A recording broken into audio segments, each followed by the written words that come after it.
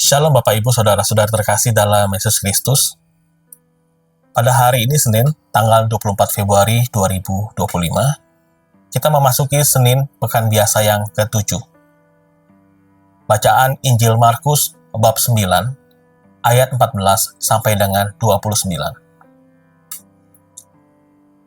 Inilah Injil suci menurut Markus. Dimuliakanlah Tuhan. Pada suatu hari, Yesus bersama Petrus, Yakobus, dan Yohanes turun dari gunung lalu kembali pada murid-murid lain. Mereka melihat orang banyak menggerumuni para murid itu, dan beberapa ahli Taurat sedang mempersoalkan sesuatu dengan mereka. Ketika melihat Yesus, orang banyak itu tercengang-cengang semua dan bergegas menyambut Dia. Yesus lalu bertanya kepada mereka, "Apa yang kamu persoalkan dengan mereka?" Kata seorang dari orang banyak itu, "Guru, anakku ini kubawa kepadamu karena ia kerasukan roh yang membisukan dia. Setiap kali roh itu menyerang, anakku dibantingnya ke tanah, lalu mulutnya berbusa, giginya berkertakan, dan tubuhnya menjadi kejang. Aku sudah minta kepada murid-muridmu supaya mereka mengusir roh itu, tetapi mereka tidak dapat." Maka kata Yesus kepada mereka, "Hai kamu angkatan yang tidak percaya, berapa lama lagi aku harus tinggal di antara kamu? Berapa lama lagi aku harus sabar terhadap kamu? Bawalah anak itu kemari." Lalu mereka membawanya kepada Yesus, dan ketika roh itu melihat Yesus, anak itu segera digoncang-goncangnya, dan anak itu terpelanting di tanah dan terguling-guling, sedang mulutnya berbusa. Kemudian Yesus bertanya kepada ayah anak itu, "Sudah berapa lama ia mengalami ini?" Jawabnya, "Sejak masa kecilnya. Seringkali roh itu menyeretnya ke dalam api atau ke dalam air untuk membinasakannya. Sebab itu, jika engkau dapat berbuat sesuatu, tolonglah kami dan kasihanilah kami." Jawab Yesus, "Katamu jika engkau dapat, tidak ada yang mustahil bagi orang yang percaya." Segera ayah anak itu berteriak, "Aku percaya, tolonglah aku yang tidak percaya ini."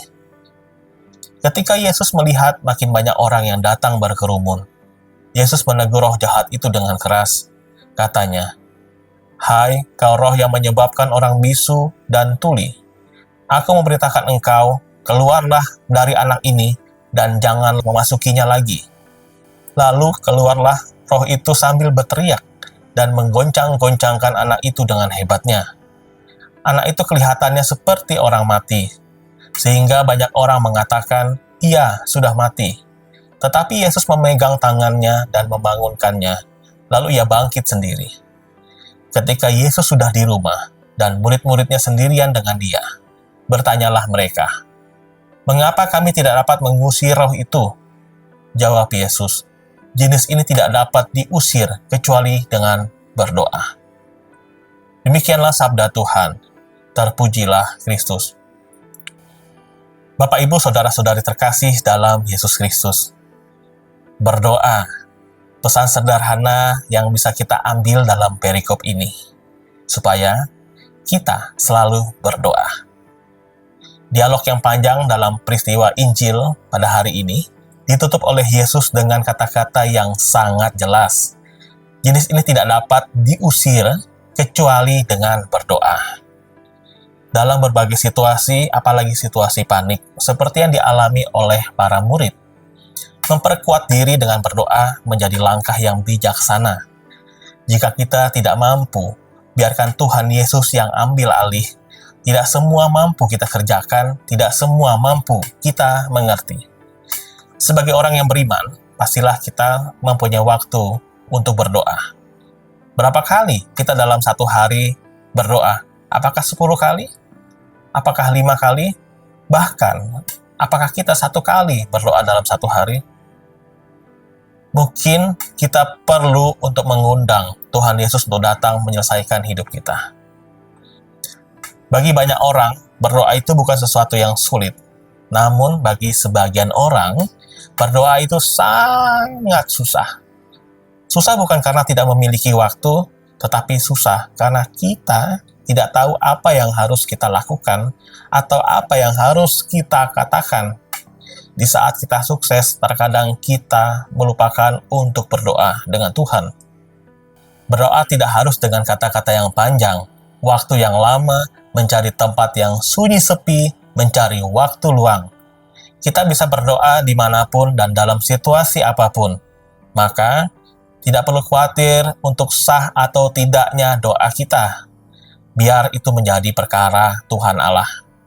Yang menjadi perkara kita adalah, apakah saya berdoa dengan tulus atau tidak?